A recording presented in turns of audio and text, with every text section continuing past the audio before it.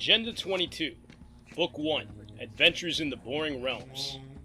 Copyright 2019 by Octavio Claudio Salazar Rhodes.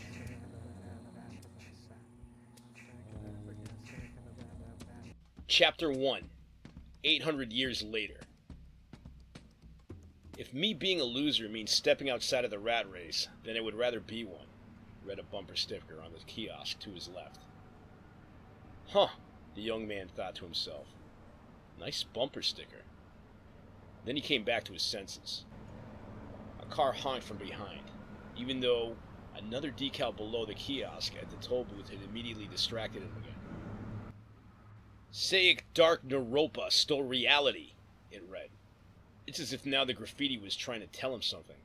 His mind immediately flashed to the latest bogeyman mishap on the news yesterday. Please stop making excuses, the toll booth operator reminded him. You only need $1.75. The young man searched around the cup holders, desperately for change. Nothing. Then he tried the glove compartment. But being somewhat short, his strained reaching caused the seatbelt to chafe his armpit. Just as well. Way too much paperwork in there anyway. A chorus of car horns could be heard. Apparently, quite a few cars behind him had lost their patience. This is not a big deal, the young man tried to remind himself. Not about him holding up traffic, but about the fact he might not make it to the game store. He finally unbuckled his seatbelt and searched the doors, but to his surprise, no sign of currency whatsoever. Look, I'm not trying to sound like a victim here, but I'm sure I've got change somewhere. I just can't find it. It's not my fault, the young man protested to the toll booth operator. I mean, I swear there was change here yesterday. He desperately looked at the crevices around his cup holder. How the hell could $2 worth of quarters just have disappeared? It's like the bogeyman stories were actually true. This kind of stuff was becoming more frequent, and he felt like he was losing his mind. The toll booth operator said nothing as he grimaced at the young man holding up the highway traffic. The young man's name was Dixie, and in a perfect world, he could have made it to the electronics store even now just to buy Ancient Empires before they closed. But this was not a perfect world. He now had less than 10 minutes. His best friend Chili Sue was waiting for him too, back at the house to play. What am I going to tell her? Dixie thought to himself. She'll understand. Another honk was heard behind him. To his relief, the toll booth operator seemed indifferent to the honking. Have some perspective, Dixie could hear his dad's words voicing in his head. It's like you get high from the dopamine of being oblivious. Dixie closed his eyes and finally allowed his hands to probe underneath the car seats. Another honk. Despite all that had happened earlier in the afternoon, life was not over. The store should still technically be open when he got there. He reminded himself that the games clerk at Qualnipitz always liked to take a few extra minutes to close shop. Look, the only coins I found are covered in decayed fruit, Dixie explained to the operator as he practically mooned the highway employee while searching under the seats for more change. Dixie continued to remind himself to stay calm. Some more honks could be heard. Stay calm. There were bigger issues at stake than this, he kept reminding himself. Such as what had happened to him this afternoon, for instance. Man, maybe he really was losing his mind. Trying to search for change, Dixie made nervous conversation with the toll booth operator about an epiphany he had had that morning about the meaning of life. Dude, I just worked tolls, the man explained. I mean, it only makes sense, maybe, Dixie explained to the operator as he handed him the slimy change stuck under the seat. He needed 20 more cents to pay the toll.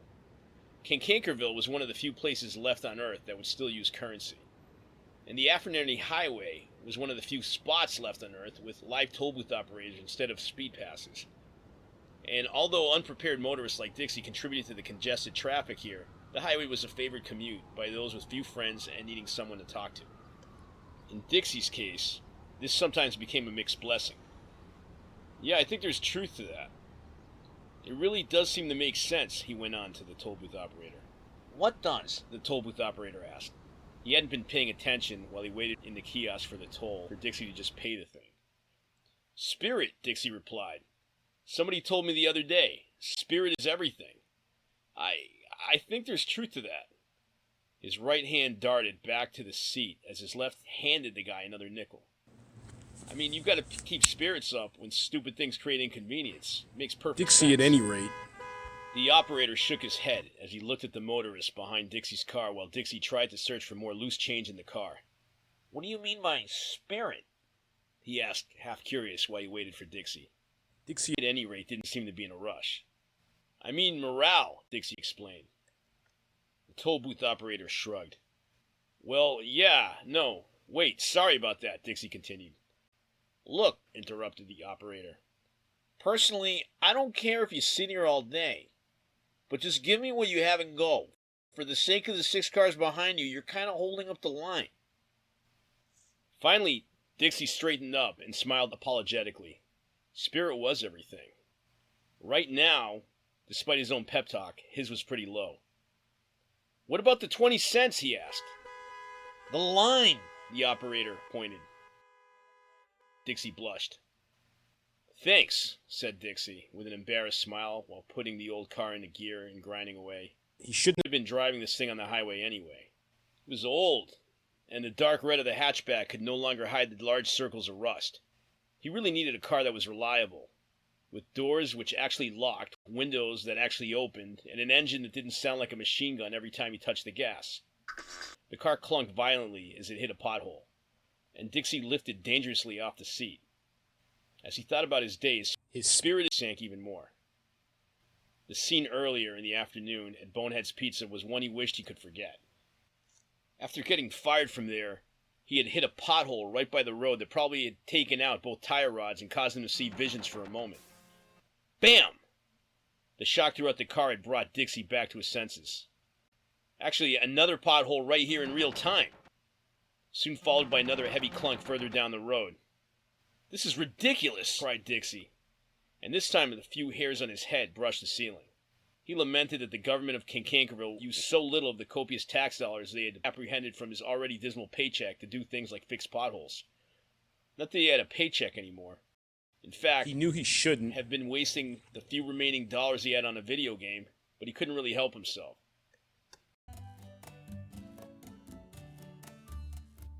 Guantanamera, Guaya Guantanamera.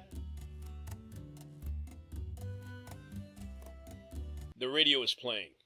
It was a knob radio, one of the last remaining models of its kind. This vehicle of his was probably one of the few left on Earth, actually, without a monitoring transfer to data point where he was at all times. Dixie changed the station nervously to try to find something more cheerful.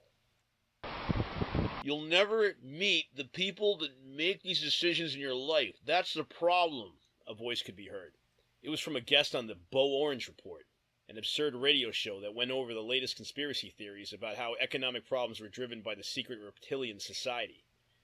That's because there's no one left to fight. Bo Orange could be heard arguing back. There's no way to fight them then. The guest insisted. There's no way to fight them if people like you refuse to admit how they... Dixie turned off the radio as fast as he could. The last thing he needed was more crap to clutter his mind, but his palms were sweating, for the radio would randomly go on ever since his car got hit by lightning during that Faraday cage expo by Thermopyleville Lake. Man, 5 minutes if I'm lucky, Dixie mumbled to himself.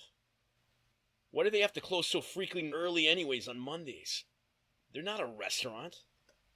He hit the gas and took a right turn down Popote Boulevard and cursed at the traffic jam ahead of him.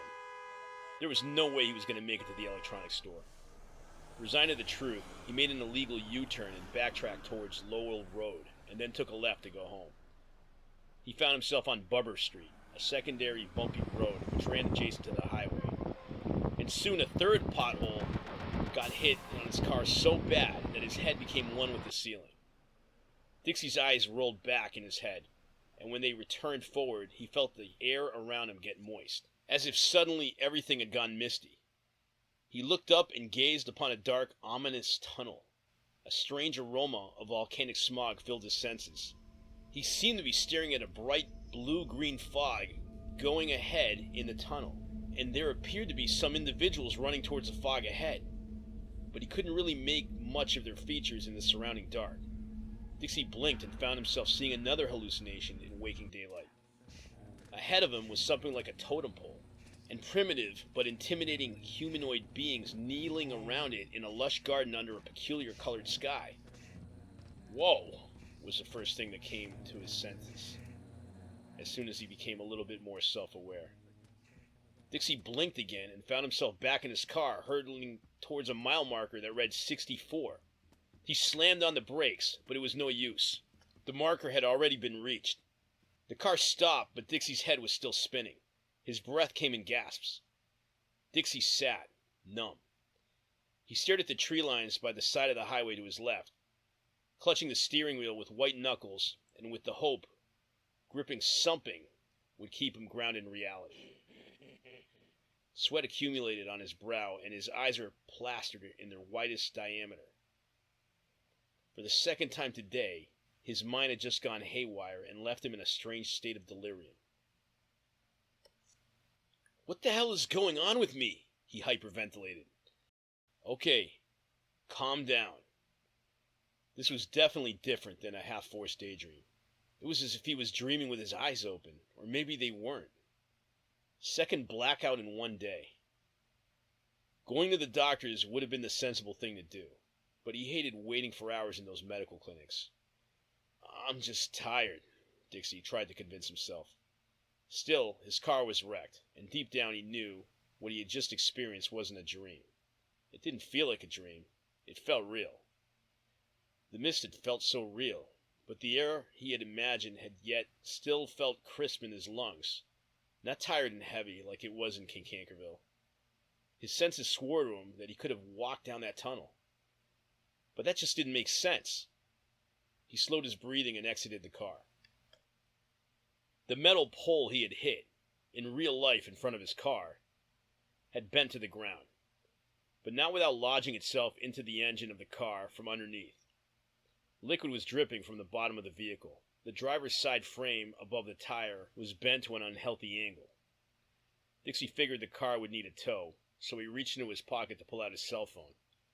He pulled out a quarter. He was surprised. One shiny, stupid quarter. Go figure, but no cell phone. Ugh! I knew I had changed somewhere. He was filled with validation and then frustration. The answer to his previous problem had been found, as his current dilemma became even worse. He knew how meticulously he had scoured the car for change, and not once had he seen his cell phone in the vehicle.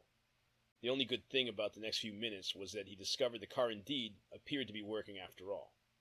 The most sensible thing he could do was just head home without thinking anymore. Not caring about the additional damage it would do to his car, he got back in, strapped his seatbelt, and backed up off the marker. Sticking to the shoulder of the road, the car seemed to be surprisingly functional, but it moaned as he drove the rest of the way home with his flashers on. He wondered how he could relay this incident to Chili Sue. Surely she would think him insane. Dixie looked out at the city of Cankerville around him through his dirty windshield inside. The boring realms, as some called this place, was fittingly descriptive.